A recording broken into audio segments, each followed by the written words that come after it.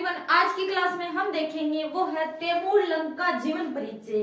तो कल की क्लास में हमने देखा था कि जो तैमूर है वो भारत पर आक्रमण करता है 1398 में नसीरुद्दीन के वक्त। ठीक है, तो मैंने सोचा कि इसका वीडियो है मैं वो अलग से बना कर देती हूँ आपको, ताकि सारी चीजें हैं वो क्लियर हो जाए कि तैमूर कौन था, कहाँ से आया, अचानक भारत पर क्यों आक्रमण किया। तो सारी बातें हैं वो आज की क्लास में हम डिटेल से डिस्कस करने वाले हैं। तो चलिए स्टार्ट करते हैं। तो सबसे पहले देखो तैमूर लंग, ये लंग क्या है भाई? तैमूर तो इसका नाम हो गया, ठीक है। लंग आप सोचोगे इसकी जाति होगी, ठीक है, जाति। तो भाई क्या था कि जो तैमूर था इसका ये है वो एक पेड़ से लंगड़ा था, इसीलिए है वो तैमूर लंग इसका नाम पड़ा, ठीक है। तैमूर इसका नाम है, लंग यानी कि ये एक पेड़ से लंगड़ा था, ठीक है। तो ये ध्यान में रखना कि ये एक पेड़ से लंगड़ा था, इसीलिए ये लंग शब्द आया, ठीक है। अब देखो तैमूर ने भारत पर आक्रमण किया, कब, कैसे, कहा, इन सारी जो बातें हैं इनकी जानकारी हमें कहाँ से मिलती हैं? तो इन सभी बातों की जानकारी है वो ऐतिहासिक स्रोतों से हमें मिलती हैं, साहित्य से मिलती है। तो ये सारी बातें हमें कौन कौन सी पुस्तक देती है, साहित्य पुस्तक कौन कौन सी देती है जानकारी? तो सबसे पहले है पुस्तक तारीख फिरोज शाही। तो तारीख फिरोज शाही की रचना बता दूं आपको, दो व्यक्तियों ने की थी। एक तारीख फिरोज शाही का रचनाकार था जियाउद्दीन बर्नी, ठीक है। और दूसरा था तारीख फिरोज शाही वाला शम्स ए सिराज अफीक। तो शम्स ए सिराज नाम ध्यान में रखना। तो दूसरी जो पुस्तक है तारीख फिरोज शाही, इसकी रचना है वो शम्स ए सिराज ने की, ठीक है। इस व्यक्ति ने जो आंखों देखा वर्णन है वो प्रस्तुत किया, मतलब कि इसने है वो सारी परिस्थितियां हैं उस वक्त की देखी होगी। तो इस पुस्तक में इसने है वो आंखों देखा वर्णन किया है कि तैमूर ने किस प्रकार से भारत पर आक्रमण किया और दिल्ली में है वो करोड़ों व्यक्तियों की हत्याएं की और सिर काटे। तो दिल्ली में खून खराबा इस व्यक्ति ने, खूंखार व्यक्ति था ये, तो इसने किया। अब देखो दूसरा जो स्रोत है हमारी जानकारी का वो है तुजुक ए तैमूरी। तो ये इसकी भाई आत्मकथा है, यानी आत्मकथा का मतलब होता है कि बायोग्राफी, इसने खुद लिखी होगी। तो तुजुक ए तैमूरी इसकी आत्मकथा मानी जाती है। तो इस पुस्तक में ये क्या कहता है? पुस्तक में ये कहता है कि ए पैगंबर, मैंने सभी काफिरों को मौत के घाट उतार दिया है। मतलब कि जो ये पुस्तक है इसमें खुद ने लिखा है कि ए पैगंबर, मैंने सभी काफिरों को मौत के घाट उतार दिया है। काफिर मतलब मैंने पहले भी बताया था, काफिर मतलब जो नास्तिक होते थे उनको। तो ये भी काफी धार्मिक कट्टर व्यक्ति था। मैं आपको बताऊंगी आगे आगे कि इसकी धार्मिक कट्टरता वो कहाँ तक थी, ठीक है। अब देखो तैमूर के अन्य नाम, ठीक है। तैमूर के अन्य नाम थे तिमूर, टेमरलेन और अमीर तैमूर। तो ये इसके अन्य नाम मिलते हैं, तिमूर, टेमरलेन और अमीर तैमूर। ध्यान में रखना तैमूर नाम, ठीक है, तैमूर लंग। अब देखो वास्तविक नाम की बात करें तो वास्तविक नाम है इसका शुजा-उद-दीन तैमूर। पूरा नाम देखो वास्तविक शुजा-उद-दीन तैमूर। इतना बड़ा नाम इस अकेले व्यक्ति का है, ठीक है। तो आपने सुना होगा कि जो करीना कपूर है उसके बेटे का भी नाम तैमूर है। तो ये कैसे कैसे जो ये अजीब अजीब व्यक्तियों के नाम है वो रख रहे हैं सेलिब्रिटीज भी। कोई अच्छा काम करे तो उस व्यक्ति का तो नाम गर्व से रखो, कम से कम ऐसे व्यक्तियों का तो मत रखो नाम। तो वे सबकी अलग अलग मानसिकताएं हैं। अब देखो किसी ने इतिहास में अगर अच्छा काम किया है तो उस व्यक्ति से हमें प्रेरणा लेनी चाहिए, ना कि जो इस प्रकार के जो असभ्य बर्बर कार्य करे उनसे, ठीक है। अब देखो वास्तविक नाम हो गया शुजा-उद-दीन तैमूर। अब इसका जो जन्म की बात करें तो इसका जन्म है वो कई किताबों में 8 और 9 अप्रैल 1336 में माना जाता है। यानी कि आप 8 या 9 अप्रैल ध्यान में रखना कि अप्रैल 1336 में हुआ था, ठीक है। तो कुछ किताबें 8 बताती है, कुछ 9 बताती हैं, लेकिन आपको तो ये चीज ध्यान में रखनी है कि 1336 में हुआ था, 1336 ईस्वी में, ठीक है, 13वीं शताब्दी में। अब देखो इसका जन्म कहाँ हुआ? तो जो उज्बेकिस्तान है, वर्तमान का उज्बेकिस्तान, समरकंद वाला क्षेत्र, वहां पर इसका जन्म हुआ था।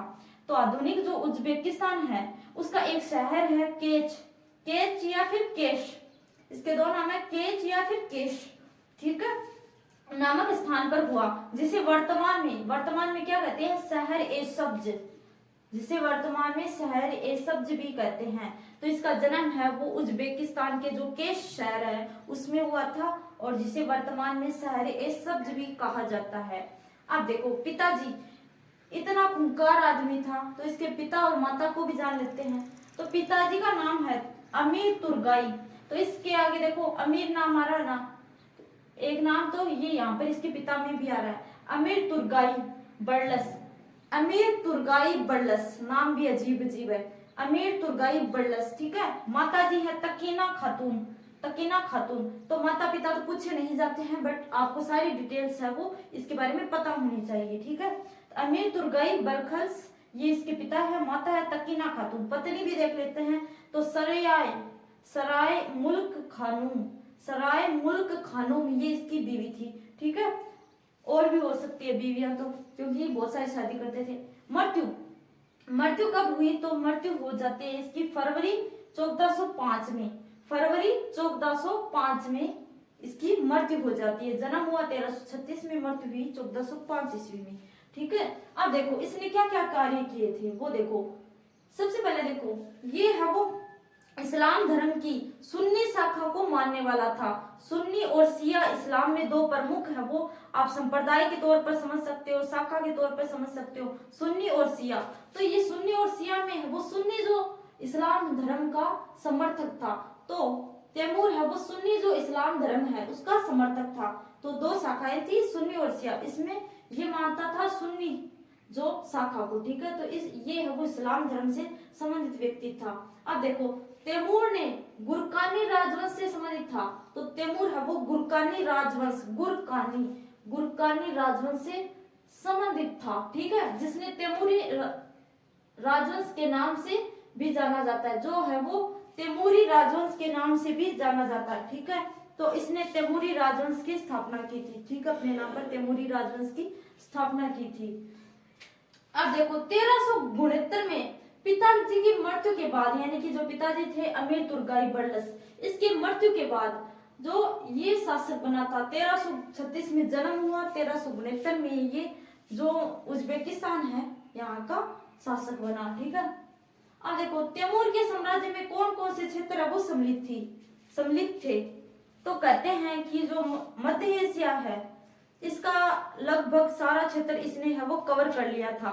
ये भी सिकंदर और चंगेज खान की तरह विश्व विजेता बनना चाहता था, और चंगेज खान का नाम भी आपने सुना होगा। तो चंगेज खान था ना मंगोल शासक, उससे भी ये भयानक व्यक्ति था, ये असभ्य और बर्बर था। ठीक है। अब देखो तैमूर के साम्राज्य में कौन कौन सा क्षेत्र सम्मिलित था, वो था सबसे पहले Transoxiana, Turkmenistan, Afghanistan, Persia, Syria, Kurdistan, Baghdad, Georgia, Asia Minor का कुछ भाग एवं भारत आदि शामिल थे। यानी कि जो मध्य एशिया था उसका लगभग बहुत सारा क्षेत्र इसने कवर कर लिया था। ये है वो सिकंदर और चंगेज खान की तरह विश्व विजेता बनना चाहता था, तो इतने सारे क्षेत्रों को इसने कवर कर रखा था। ठीक है। तो वही तैमूर का, अब देखो भारत पर आक्रमण तैमूर ने कब किया, भारत पर आक्रमण क्यों किया, किसने इसको इनवाइट किया, ये क्लास जो पिछली क्लास थी हमने पढ़ा था, लेकिन एक बार और जान लीजिए। तो वही तैमूर का भारत पर आक्रमण क्यों हुआ, जब केंद्रीय सत्ता कमजोर हो गई तुगलक वंश में, फिरोज शाह तुगलक की मृत्यु के बाद में जब केंद्रीय सत्ता कमजोर हो गई, तो फिर जो प्रांतीय शासक थे जो पंजाब हरियाणा और जो राजस्थान के कुछ शासक थे वो अपने आप को स्वतंत्र घोषित कर लेते हैं। केंद्रीय सत्ता कमजोर होने के का जो लाभ है वो उठाता है पंजाब का एक सूबेदार है जिसका नाम है खिजर खां। तो वो इसको इनवाइट करता है, आमंत्रित करता है, किसको, तैमूर को। और ये भी भाई विश्व विजेता बनना चाहता था, तो ये भी क्यों नहीं आएगा, भारत पर जरूर आएगा, यहाँ की शक्तियां कमजोर हो गई है, तो इसका फायदा इसने उठाया। ठीक है। तो खिजर खान ने इसको इनवाइट किया और ये आ गया। तो जब ये आया तो सीधे दिल्ली पर अटैक नहीं किया, झेलम नदी के किनारे होते हुए आया, और सबसे पहले बटनेर पर इसने, जो राजस्थान का बटनेर है, बटनेर दुर्ग, उस पर आक्रमण किया था। ठीक है। तो वहां का शासक था दुलाचंद। ठीक है। वो इसके सामने आत्मसमर्पित कर देता है। उसके बाद ये दिल्ली पर आता है और दिल्ली पर ये आक्रमण करता है 18 दिसंबर 18 दिसंबर 1398 को, ठीक है। तो जब ये आक्रमण करता है तो कहते हैं कि जो नसीरुद्दीन, जो अंतिम तुगलक वंश का सम्राट था नसीरुद्दीन, और जो ये अपना तैमूर है, इन दोनों के बीच में युद्ध हुआ और युद्ध में है वो जो नसीरुद्दीन है वो पराजित हो जाता है और वो गुजरात भाग जाता है। फिर ये जो व्यक्ति है तैमूर 15 दिन तक दिल्ली में है वो खून खराबा कराता है, 15 दिन तक खून खराबा कराता है और सभी को है वो गाजर मूली की तरह है वो काटता है। सबको जो आए सामने, बूढ़ा हो, जवान हो, बूढ़ा हो, छोटा बच्चा हो, कोई भी हो, सबको है वो गाजर मूली की तरह ही कटवा देता है। और 15 दिन तक इसने जो खून खराबा किया, इसको रोकने वाला भी कोई नहीं था।